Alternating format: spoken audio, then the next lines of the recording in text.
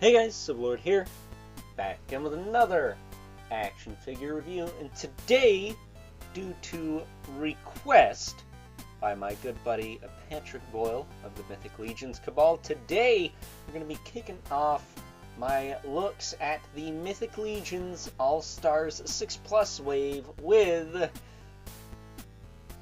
Thorasis, the first risen. A little bit of a dramatic pause there, but of course this is brought to us by the fine folks over at Horsemen Studios, who I am sure were not inspired by the album Blood, Fire, Death by Bathory when conceiving this or any of their other undead Viking characters in any way, shape, or form. I mean, there is a vampire character named Varg, and there's only one Varg in the history of anything that I know of. And the fact that I heard Eric Treadway say in an interview that he likes The Cure, I think that's just a cover-up. I think he's black metal AF, but that's besides the point. Either way, R.I.P. Korthon, and I heard Varg is a bit of a, we'll say, interesting fellow. But, with that being said, obscure heavy metal references aside, this figure's pretty freaking awesome. It's probably one of the best skeletons we've gotten from the Four Horsemen this past year, not naming Maxilius the Harvester and Necronominus himself, or the oh-so fun-to-handle Terpiculi. But before we get too far ahead of ourselves, why don't we cut right to the chase and get into the meat and taters of this review and take a look-see at all good old Thorasis has to offer in terms of accessories. He's got quite a bit, starting off with essentially a mini version of the skeleton hands pack. So we have the hands with the incorrect hinge for holding stuff. We got the fist hands. We got open hands.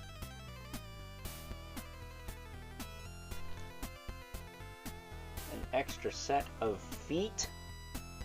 These are bare skeleton feet. These will come in handy on older figures that utilize the standard bone color, which is the theme of most of the skeletons moving forward, unless stated otherwise by the horsemen themselves, I imagine.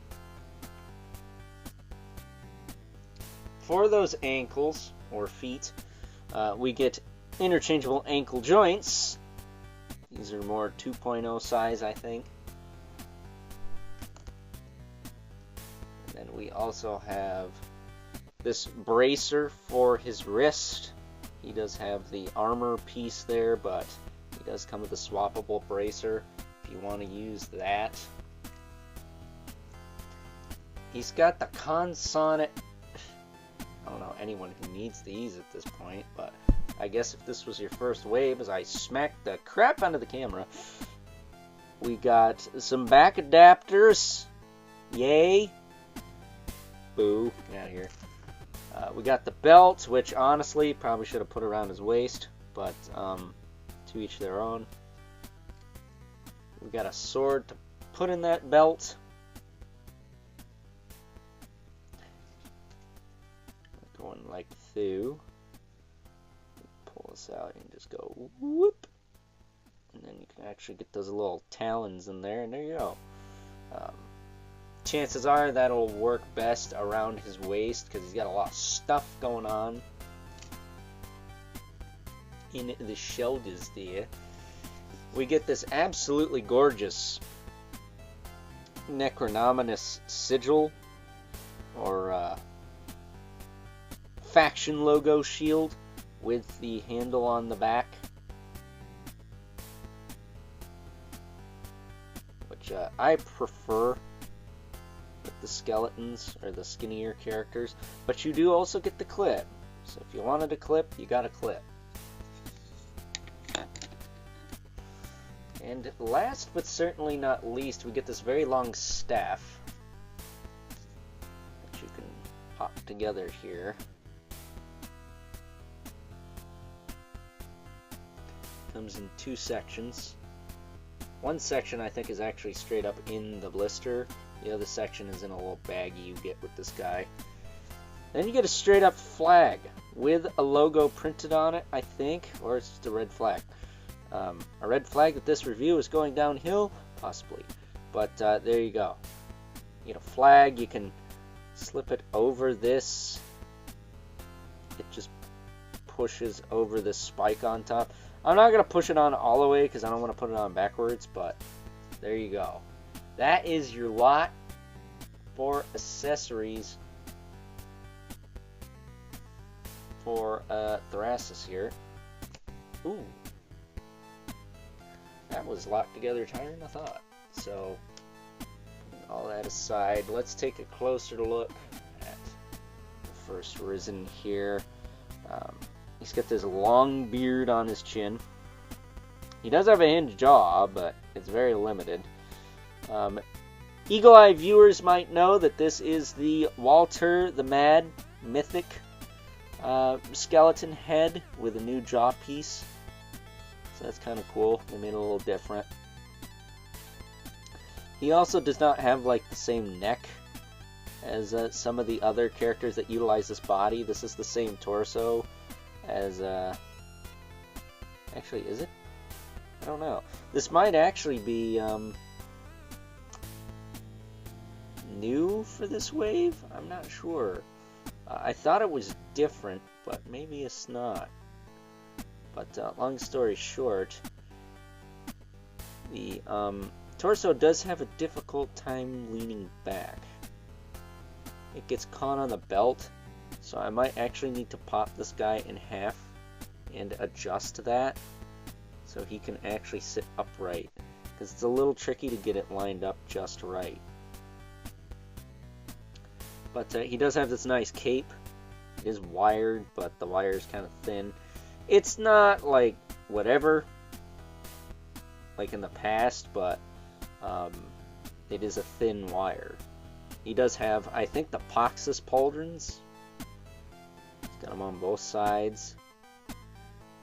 I did have to heat up his back to get those in there. Some of the figures you don't have to do that. Some of them you do. Depends. And then he's got some Valiant Knight parts. He basically looks like he could be the blueprint for a Brother Mandibulus version 2, which I'm all for. That would be cool. We do have this little belt on his torso here. It's pretty cool. Kind of nice to have that. He's got some fur on his cape. And yeah, it's Thorasis, the first Risen, a Viking skeleton. You can't go wrong with that, right? But as far as articulation goes, his head will look side to side and bobble around. His jaw will open and close. You can grab it by the end of the beard there. The skeleton arm, obviously going to get more range. You can lift it up more than that, but that's as much as I'm going to push it. You rotate it forward and back. He's got a single jointed elbow on both sides. Obviously the skeleton side's going to get more range, but you do get your elbow twist. This gauntlet's just kind of loose on the arm. If you push it up here, closer to the hand, it will get a little tighter, but it's still just going to fall out of place eventually, and you're going to be stuck with that. His hand will rotate and hinge up and down, like so. His torso is on a ball joint, but again, due to the way these soft goods are, they're kind of like pushing it forward a bit. At least on mine. I probably just got to take them apart here and finagle some of this excess soft goods into that socket, and then it'll be fine. So I wouldn't worry about that too much. He does have some loops on his belt, so maybe I don't need to use that thing after all. Let me check this here.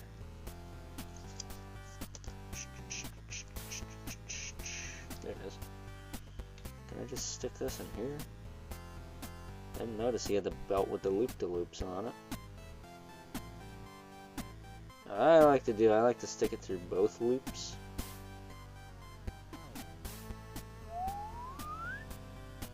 Oh, would you look at that? it does kind of fit. Unfortunately, you cannot get the little blade thingies on the side of the sword in there, so I don't know if I'm gonna do that or not. Because yeah, it just doesn't really fit.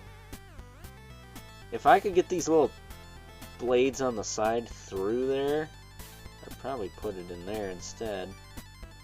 But I highly doubt you can do that. Maybe you can with finagling it, but I don't know. I'd have to try that off cam or something. Because not only would I have to do it once, I'd have to do it twice when you get down here. I mean, it could be possible. Let me see if I can. I mean, yeah, I kind of can. You kind of can get it through there. You can get it through. It's not that difficult, I guess. I've seen more difficult things, so I guess I could just put that through there and not even worry about the belt and use that for somebody else, which I'm okay with. But he does have a little belt on his torso. But back to articulation. Zips will kick out, back down, forward and back. He does have a single jointed knee. That's nice and tight. I like that. Swivel at the knee. Swivel at the foot with a hinge and a rocker, and peg holes at the bottom of the feet. Now I will say, the wire kind of pokes out on this guy's soft goods a bit and makes things a little tricky. I've had to snip some of his soft goods, the wire, away in a couple of spots, and I think I'm going to need to do that here on the back again, which is weird. Yeah, I'm going to have to do that again there, because it's poking out and jabbing my finger again. So, you know, those of you are like, oh, you got little sissy fingers? Screw you. I don't like poking myself when I'm playing with my toys. That's just annoying. But at any rate, that is Thorasis in a nutshell. He is freaking cool. I like him a lot. Definitely one of the top legions of the year for this guy. So, with that being said, I'm get him standing up here and somewhat centered. We can move right along and take a look at some size comparisons. First up, here is good old Thorasis, the first risen, alongside a couple other standard 1.0 build skeleton characters from this new All-Star 6-Wave. We have Scally Bone Splitter, the Skeleton Dwarf, and the Skeleton Raider, or as I like to call him, Skeleton Legion Builder 3, because I see myself buying a Legion of this guy at some point. You know, money don't grow on trees, but with tariffs and everything affecting other toy lines I collect, I think I'm going to be a little bit more picky and choosy on that stuff and focus on stuff I really like. Mythic Legion Skeletons being one of those things. So, getting them out of here so we can make way for our two regulars, the Brother Mandibilith, right there, and the infamous 11 Spawn, who's probably not towering over everyone today. Don't know why I turned Canadian for a second there, because Thorasis' helmet spike there just goes past good old Al Simmons' head. So, not towering over everyone today, but he's still quite tall for a 7-inch figure, isn't he? So, with that being said, it's time now that we wrap things up with some final thoughts. Overall, and I'd find it hard to believe if anyone would disagree that good old Thorasis, the first risen, here isn't one of the best skeletons the Four Horsemen have done in the past year, outside of Maxilius the Harvester and Necronominus himself. I mean, seriously, this guy looks like he popped right out of a Bathory album. Not album cover, album, because I'm sure there's at least several songs by that band that are about good old skeleton Vikings rising from the dead and destroying their enemies. Because that's the type of band they were, man. Dang it all! if I don't miss Korthon to this day. So, with that being said, I hope you guys enjoyed this review. Until next time, I'll catch you guys later.